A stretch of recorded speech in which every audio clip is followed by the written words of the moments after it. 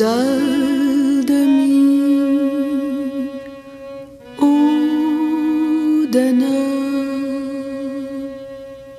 köksal de mi udana.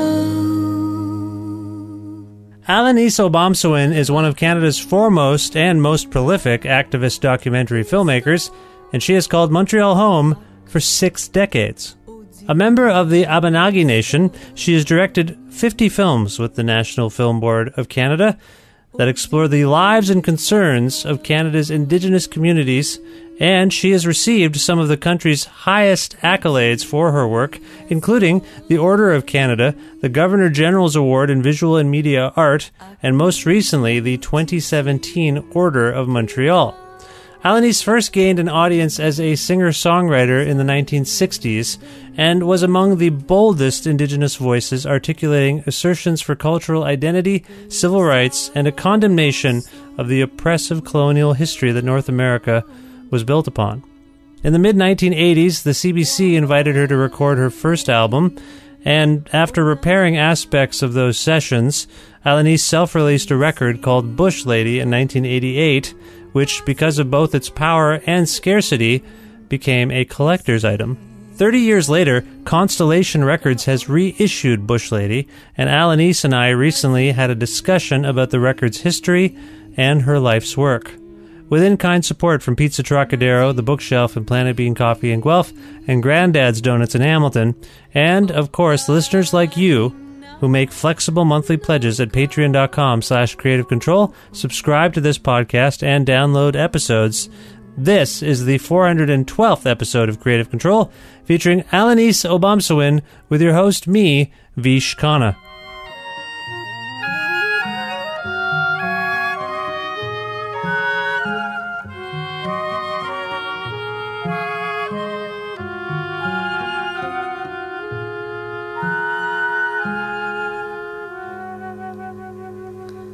Anaquika Ktudana Mazipskui Odana Tamakwanyon Tidanasa. Hello, Alanis. How are you? Here I am. I'm very well in Montreal. It's very hot day. It's very hot as I'm speaking to you as well from Guelph. Yes, it's very hot. Have you you've had this heat wave? It's affected you as well? Well, yes, because I don't have a machine to get cool off. Yeah, I don't have air conditioning either, so it's particularly it's like 30 degrees inside my house. But it's something else. Yeah. Well, it's an honor to get to speak with you. And we were just talking before we started rolling about your time in Montreal. You say you've been there since you were, what was it, 24 years old? No, is that correct? Yes. I first came to Montreal when I was 24 and never left. So you love Montreal. Clearly, you've been there over 60 years, it sounds like. Yes, and the community that I come from is not that far. It takes me an hour and a half to get there, so it's very nice. And what is it about Montreal? I mean, it sounds like it's mostly what you have known for your life, so maybe you can't even pinpoint it. You've just been there for so long. But is there anything you've traveled around the world? What is it about Montreal that sort of still makes you want to stay there? Yes. Actually, it's many things. First of all, I love the look of Montreal and the fact that there's French and English together. There's a lot of artists here, and especially the summertime, there's so much going on. Every day there's something going on, and a lot of it is for free. So anybody who cannot afford to buy tickets to go and see any shows can have a wonderful time watching the jazz festival or the laughing festival. And there's one on indigenous people. It's very great that way. Are you familiar with, or do you ever attend the Suoni per il Popolo festival?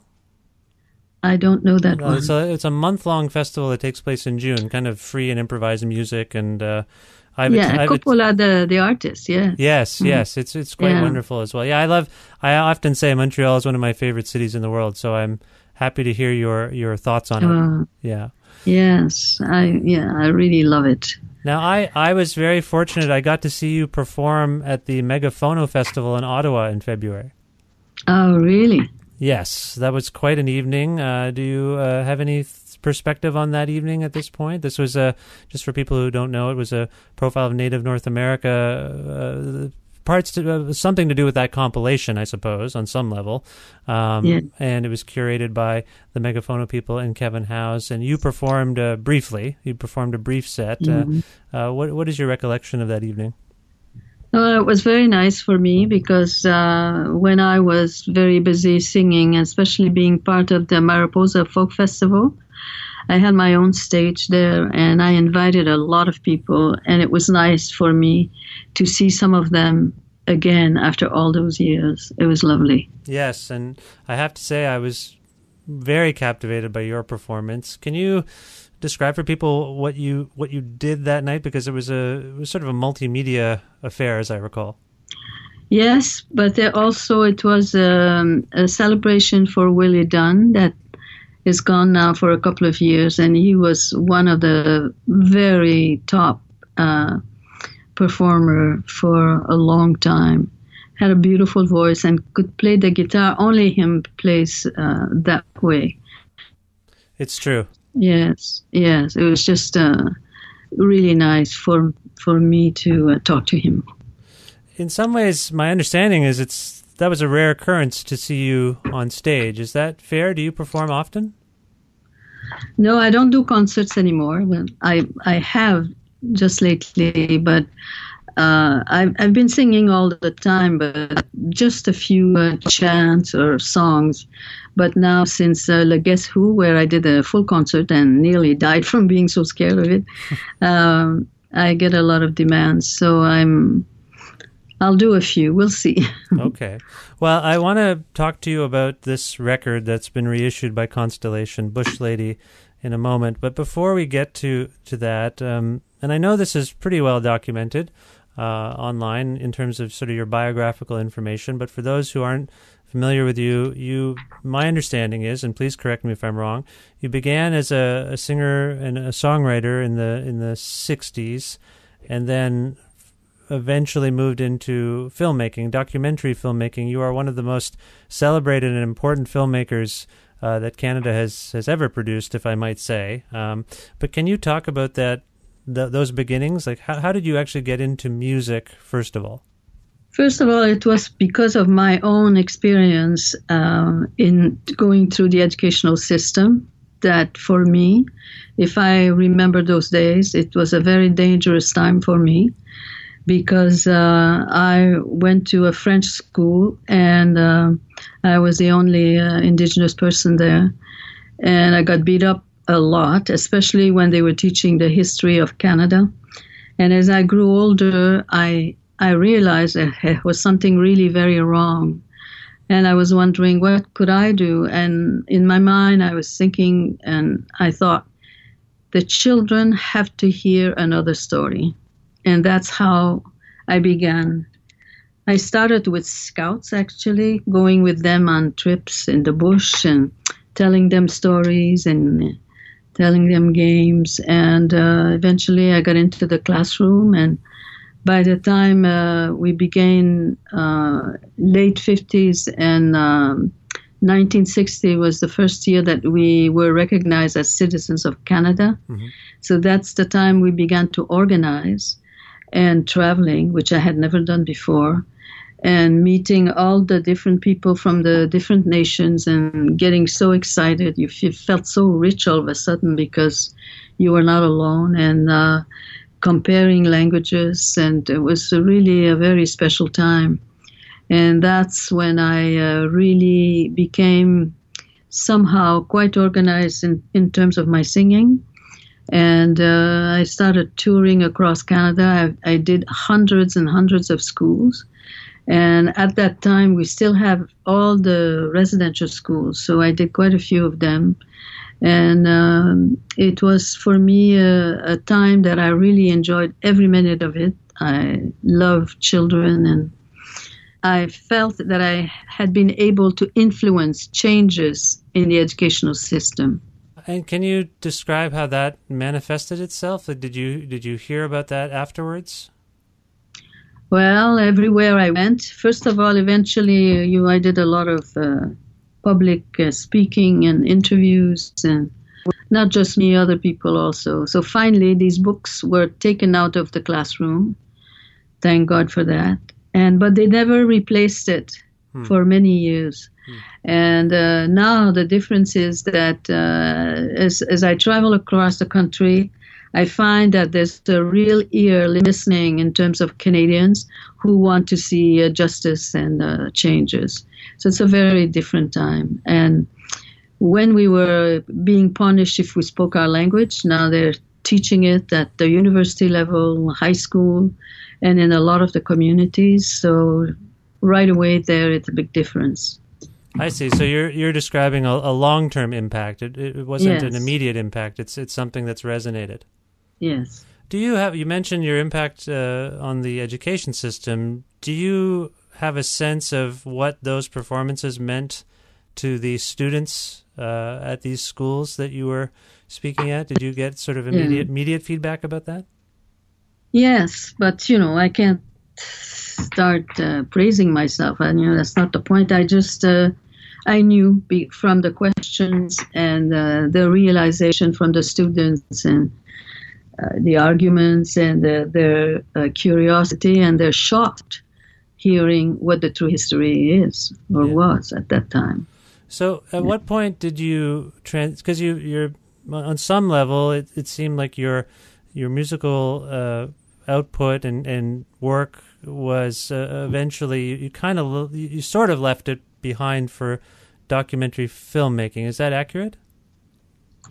Yes, it was not just for that reason, because in 1988 when I asked for a grant and I was able to produce my own Bush Lady record, and then I was distributing, and I found that so humiliating to go and sell the album and then to go and collect the money.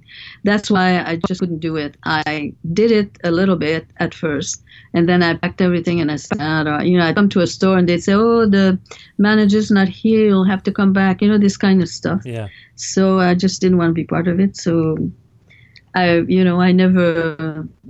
didn't continue. And it was just lately, about a year ago or so, that someone here at the film board saw the cover of my album. His name is Frédéric, and he was very curious, and he's the one that really brought all this coming back of Bush Lady. It's interesting, and it's through him that he sold one of my albums to a commissioner for Le Guess who loved it and wanted me to go and sing. And I was very worried because I hadn't done any concerts for such a long time. But I did go, and I was very nervous at first. But once I started singing, I was fine.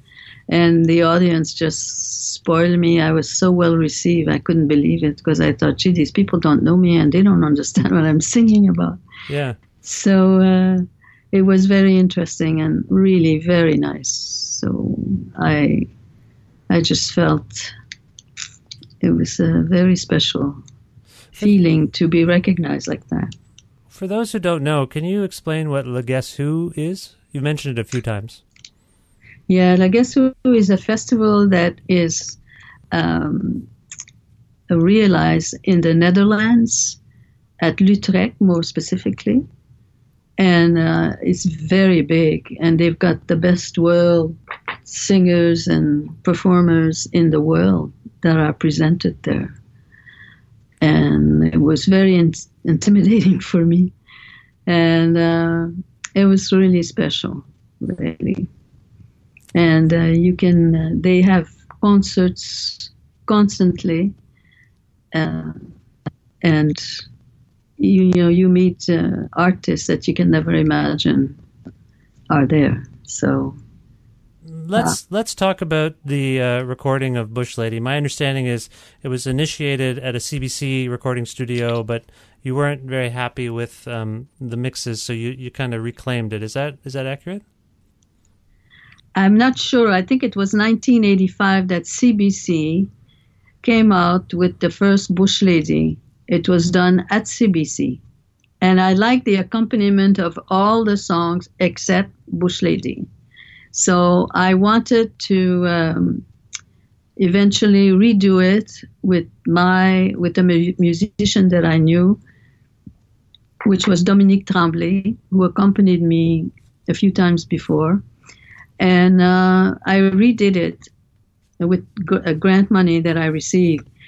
So, but now I had to distribute the record myself, and I felt good about that because usually I never even got paid at all or very little for anything that people use my voice for. And so, but the problem was distributing it. I had to go myself in the store, sell the album, and then go collect after, and I found that very humiliating. Right. So and that's when I pack up and I said, I'm not doing this anymore. I want to ask you about the musical accompaniment for these songs, because the configuration is primarily flute, cello, oboe, and violin. I'm just curious how you arrived at that as it's a sort of it's like a classical musical configuration on some level. I'm just curious, and yet you're singing songs that are about indigenous culture. So I'm just curious about that melding of sort of European sound, if you will, with indigenous storytelling and singing and language, even French and English and whatnot, and First Nations. Do you mind expanding upon that in terms of how you arrived at the sound of this record? The music accompaniment was the choice of CBC, except for My Bush Lady. Is also a man who plays the violin. His name is Dominique Tremblay, that I just adore. And in the past, during different performances, during festivals here, he had accompanied me a few times, and I felt very pleased with it. And this is why I wanted him to accompany Bush Lady. And that's how I did it, yes. The fact that it's modern instrument, yes, and I liked it. I liked what the rest of the accompaniment that CBC did, I like. There's some that I do a cappella because it doesn't, it doesn't go with any instruments except a drum. And that's it. You during, I can't recall if it's in the liner notes, but you talk about the fact that the same people that attacked you and beat you when you were young came to flirt with you as you got older, and that's a profoundly disturbing sentiment. What do you suppose that means in the context, perhaps, of this record and the things that you're talking about?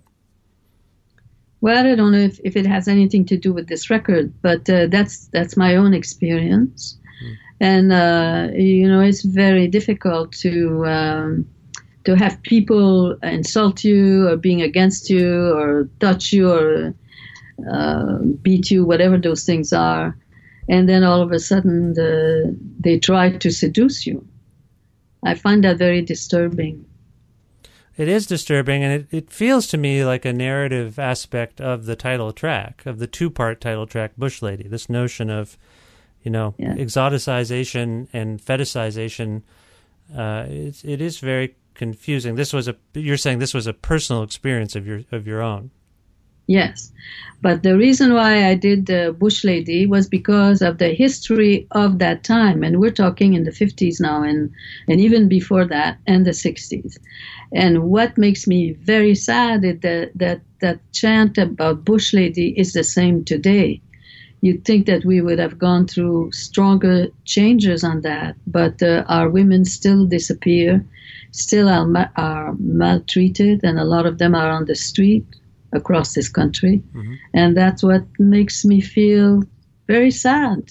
Yeah, it is very sad, and I think the fact that the issues you discuss and convey on this record, that you were conveying them at the time in the mid-'80s and late '80s, the fact that they still resonate, are still present today is obviously disturbing, but At the same time, do you agree that there seems to be increased awareness of these issues and other issues that affect and impact indigenous people in this country?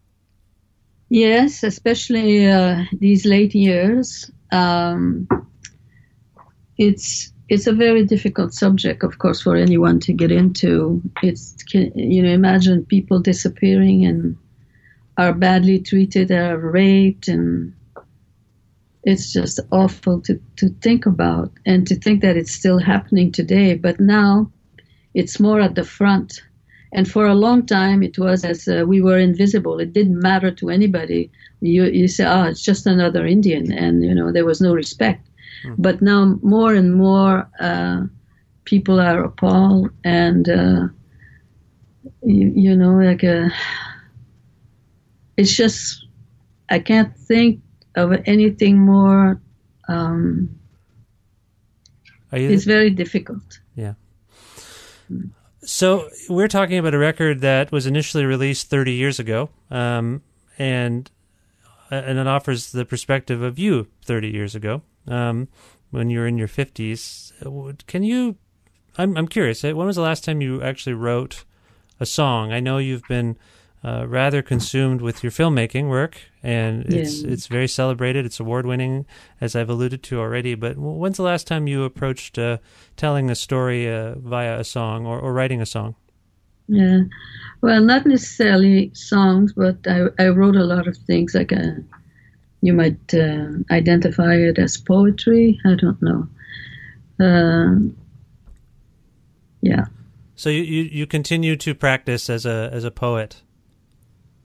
Well, I don't like to give myself a title that I don't even know if I deserve those titles, but I do write. Right. Yeah. Okay. I appreciate your modesty, but I just, my family and I were listening to your record on a drive back over the weekend, and my 6-year-old son was rather captivated by it, and also rather haunted by it, I think. And we were trying to give him some context about it, and it just seems to me your strength as a singer and a songwriter is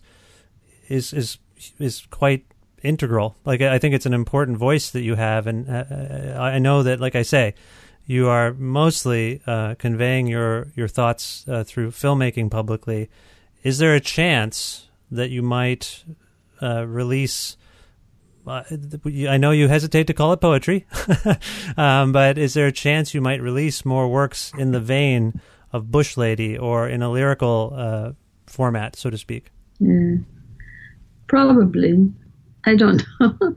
It's hard to tell, but probably. Okay. Now, I know you kind of weren't into the music industry aspect of things in terms of distribution, and I think that shifted your focus. Can you talk about the breakthrough moment you had in terms of filmmaking, like when you realized that it was something you could utilize to tell your stories, and also when you realized you had a particular, proficiency at it? Yeah. Well, for me, it's the same thing. My singing and the filmmaking is for the same reason. And I'm just myself. I don't, a Bush Lady I wrote in the early 60s.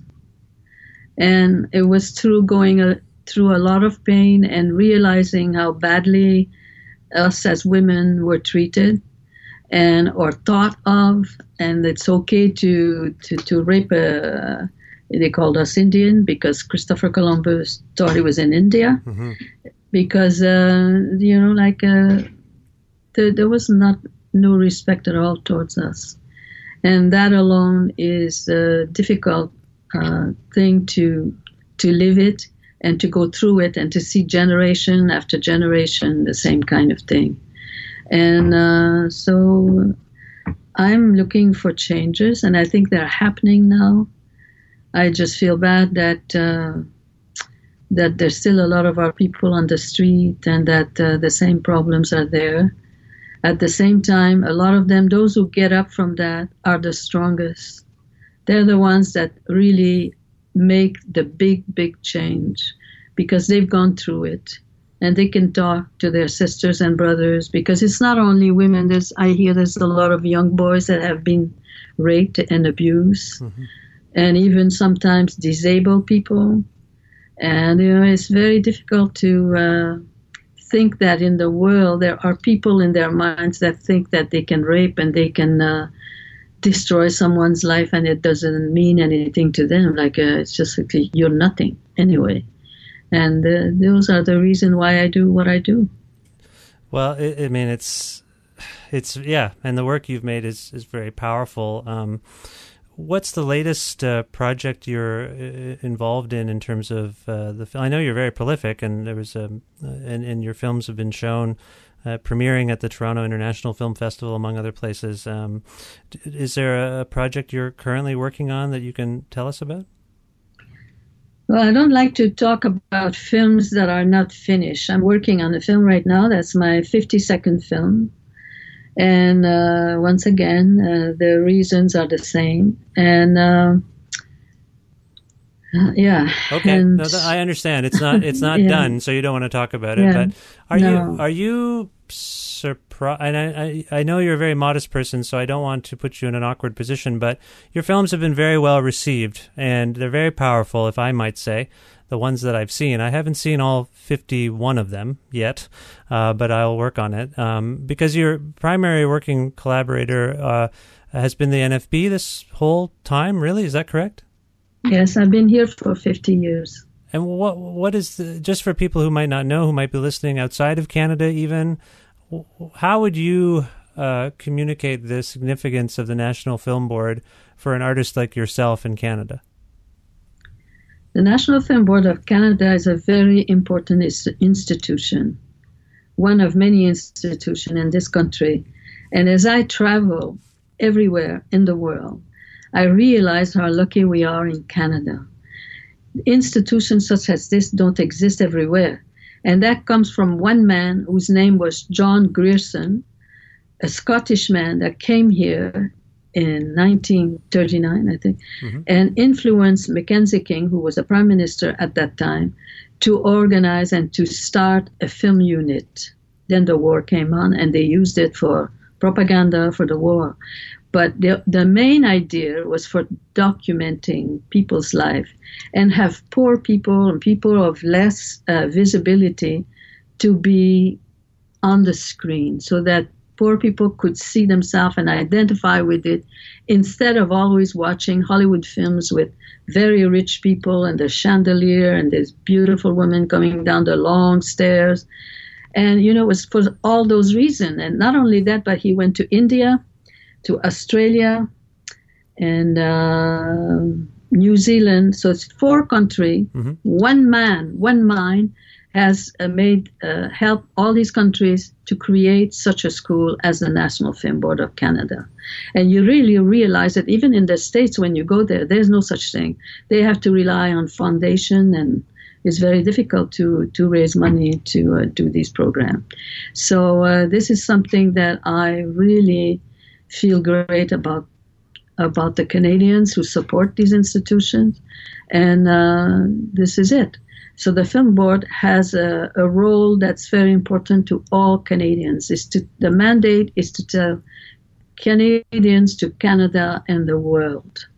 And it's wonderful because you have people from many different nationalities who can come here and talk about their history and be part of a country.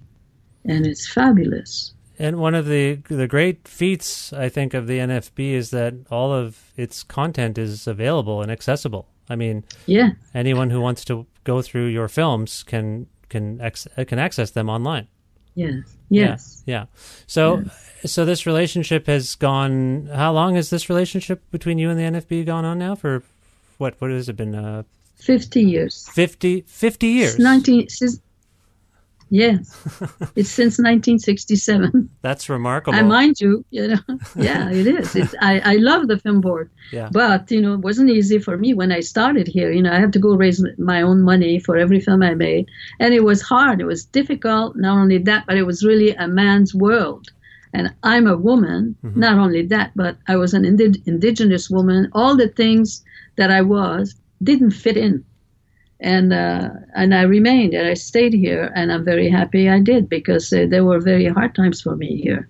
But this is a great place, and it's here for the right reason, and I'm very happy to be part of it.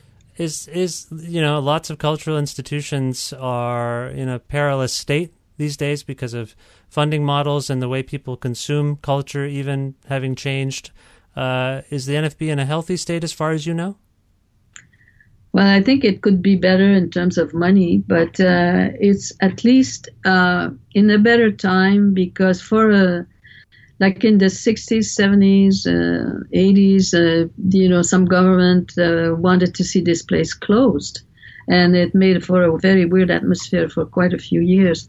But now it's not that feeling. It's quite contrary. They're even building a new building for the National Film Board of Canada. Oh, great. So it's a different feeling for the filmmakers, and to have a place, and it's very open, and it's a place where people care about people's stories, and there's a lot of respect for it. Yeah, no, it's a remarkable thing. Speaking of remarkable institutions, I just want to quickly ask you about Constellation Records. This is my favorite record label, and they're based in Montreal, and they're the people who have gotten behind this reissue of Bush Lady. Can you talk about how that relationship began? Well, it was through the fact that I was asked to go and sing at Le Guess Who in the Netherlands. Yep. It was through that. And these people have been so nice to me. Like, I have a hard time to believe it. Like I say, oh my God. Like, usually there are weird reasons, but I don't know. I've been treated very well and very welcome. And they're doing, I think, a lot of special things for me to make me feel comfortable. And I can't believe it. It's just very different. It is an unbelievable label and a group of people behind it. I will say that. You say usually this is done for weird reasons, which I found interesting. Can you elaborate upon that? What are there often? Do you find when you're working with people they might have ulterior motives or something? Yes, in the past, and I was singing a lot. I was taped by a lot of different companies, different people. I never was paid a cent. And, I was very naive also. And, people make you feel you're lucky. They're asking you to tape you, and it's a different story today. Yeah. And the abuse was pretty big towards me. And, I don't even care about it anymore. Okay. But, it's a very different feeling for me to have had these people interested in Bush Lady and wanting to bring it back. I'm very touched by that. And it's the way they talk to me, the way they're trying to do things for me. I'm just very touched by it. Mm. Well, this record, as I mentioned, was initially released in 1988, and then you kind of shelved it because you just didn't want to deal with the business aspect of it. Does it stand to reason that there might be other recordings from that time period or other time periods that we might hear at some point? I think so. There's an interest, and we'll see. I'm not a fortune teller.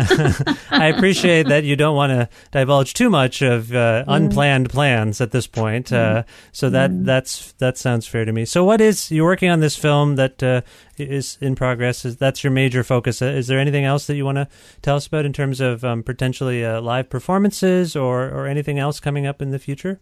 Yeah, well, I will do a concert on September 28 in Montreal at the Monument National, which is, they have a very nice theater there. And this was organized by Constellation. Okay. And I just hope that I can be good enough. You'll be great. From what I saw in Ottawa, like I said, I was really, really captivated and blown away. Like I still remember that performance, so I know you'll be fine. Alanis, if people want to learn more about you on the internet, is there some place you would direct them about your filmmaking, about your music, anything? Do you have a website or anything like that?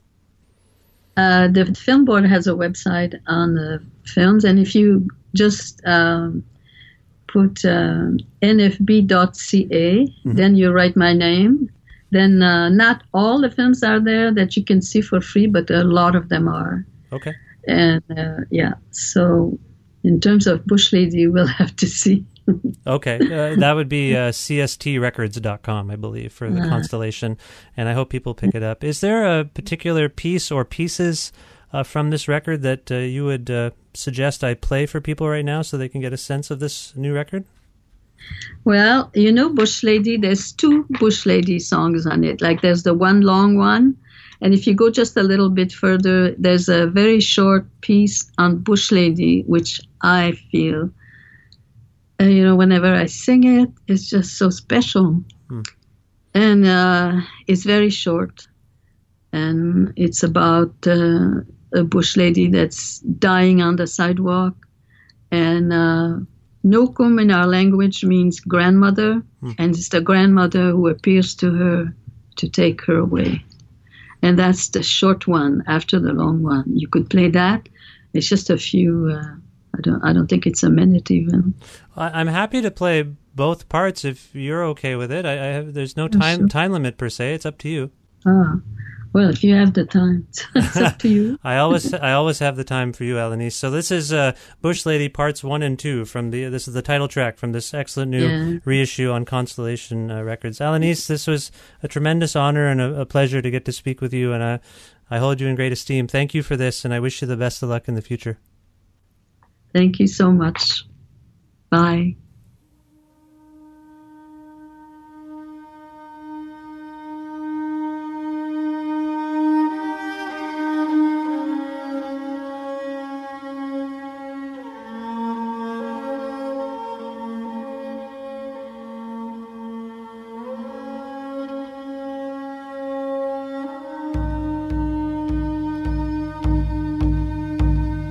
Hey ho, hey ho ho, hey ho ho, hey ho hey hey ho. Hey ho, hey ho ho, hey ho ho, hey ho hey ho hey ho, hey ho ho ho ho ho ho.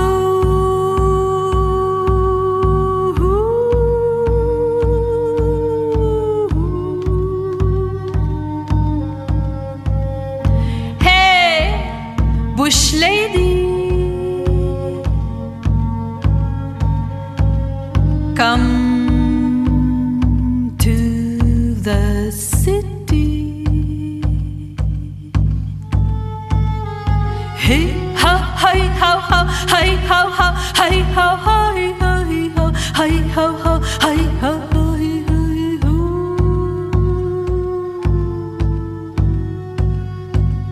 City.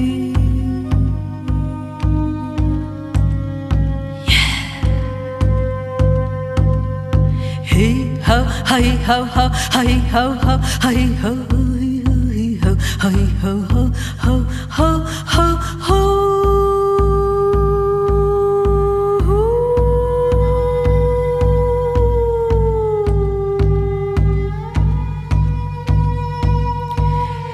Hey, bush lady,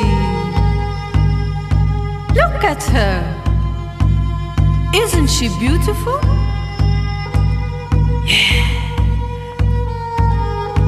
She's my lady. She's all mine. Hey ho, hey ho ho, hey ho ho, hey ho ho, hey ho, hey ho ho, hey ho ho, hey ho.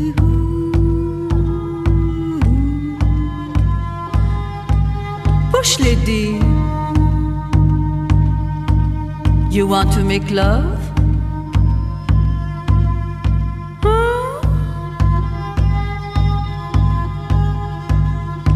Love? Hey ho, hey ho ho, hey ho ho, hey ho ho, hey ho ho, hey ho ho, hey ho.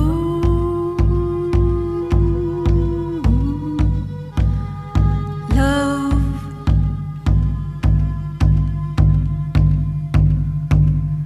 Hey ho, hey ho ho, hey ho ho, hey ho ho, hey ho, hey ho ho, hey ho ho, hey ho.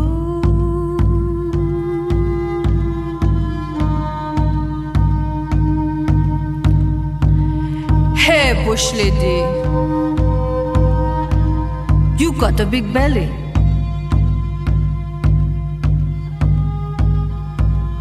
Go home. Go back to your people.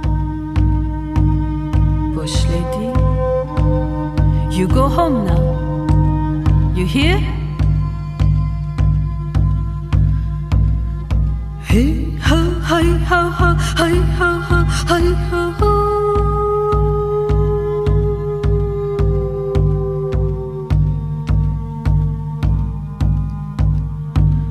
Home.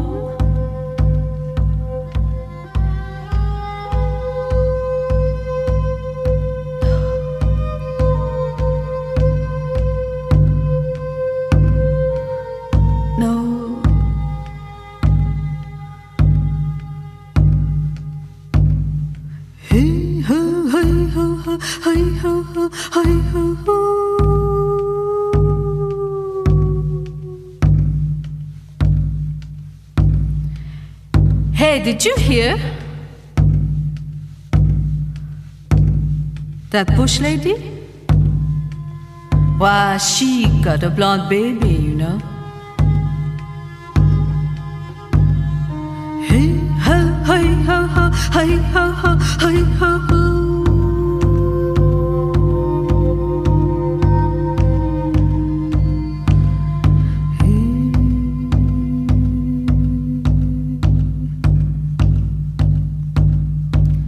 Back home,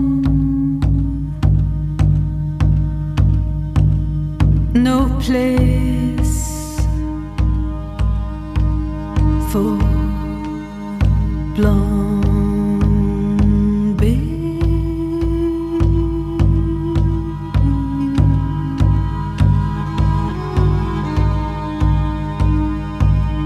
No place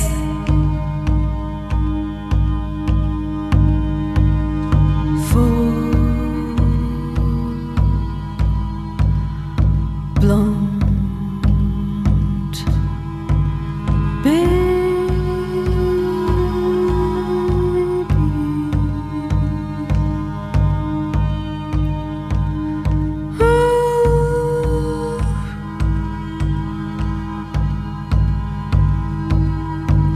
Hey, white lady, take care of my baby.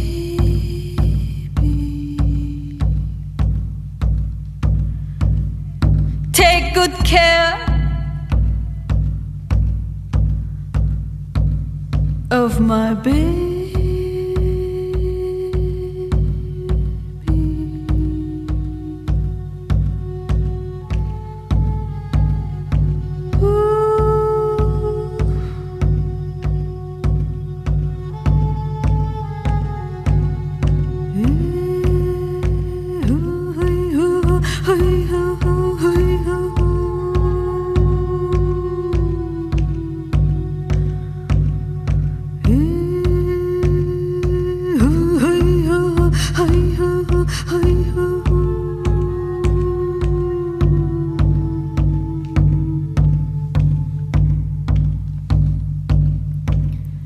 Hey, did you hear? You know that bush lady? Wow, that squaw. She's on the main street, drinking, sleeping on the sidewalk. Hey ho, hi ho ho, hi ho ho, hi ho ho, hi ho ho, hi ho ho, hi ho ho.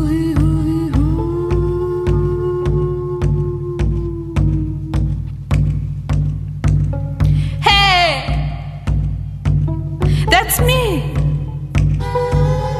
I'm the bush lady. See?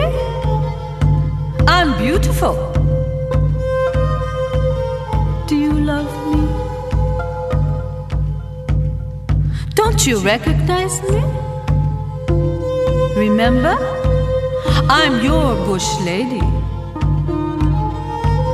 Say, I'm looking for somewhere to sleep. Hey ho, hey ho ho, hey ho ho, hey ho ho, hey ho ho, hey ho ho, hey ho ho.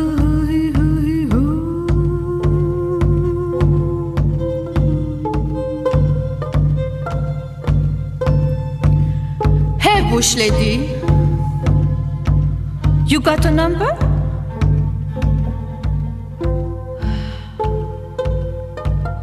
A number?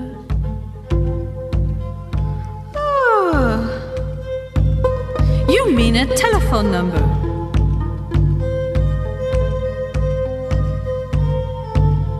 Say,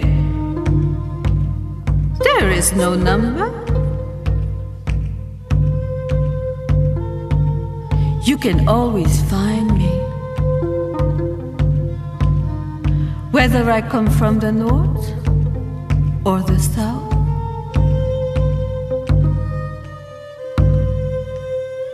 I walk around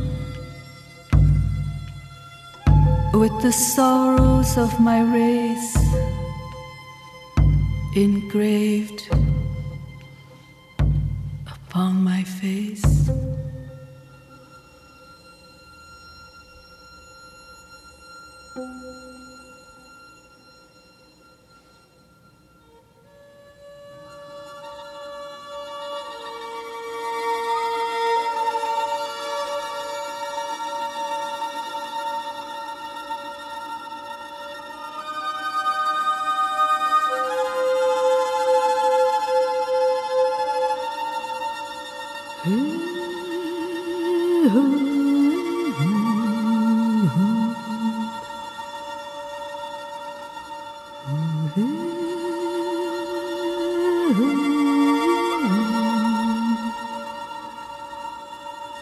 Bush lady, lift up your head from that cold sidewalk.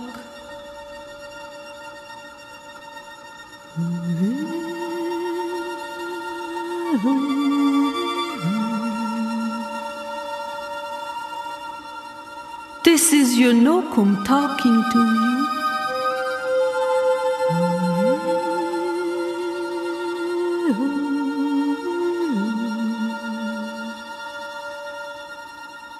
The sun is rising.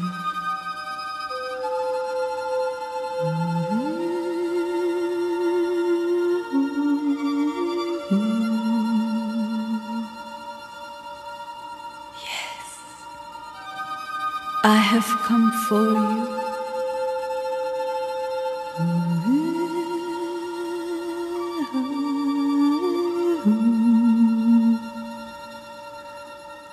I know this place where no one cries.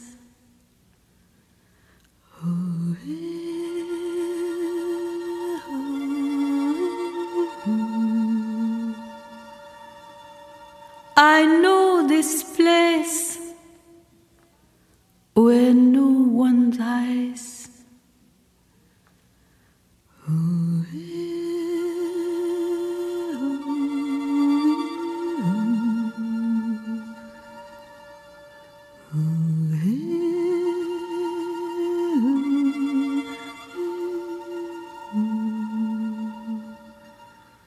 Bush lady.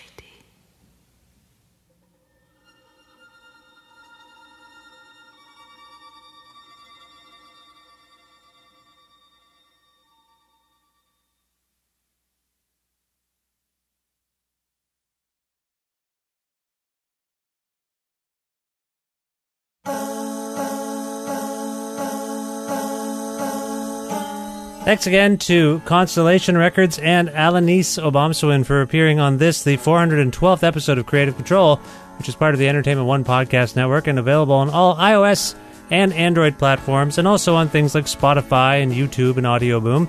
If you can't find an episode that you're looking for on any of those platforms, or if you want to learn more about me and sign up for my regularly scheduled newsletter, everything you would want from me is on my website, vishkhanna.com.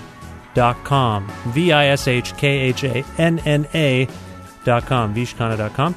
You can like Creative Control on Facebook, follow us on Twitter at Vish Creative, or follow me at Vishkhana. You can also listen to a radio show version of Creative Control on Wednesdays at noon Eastern Standard Time, around the world at cfru.ca, or on an actual radio at 93.3 FM if you're in or near Guelph.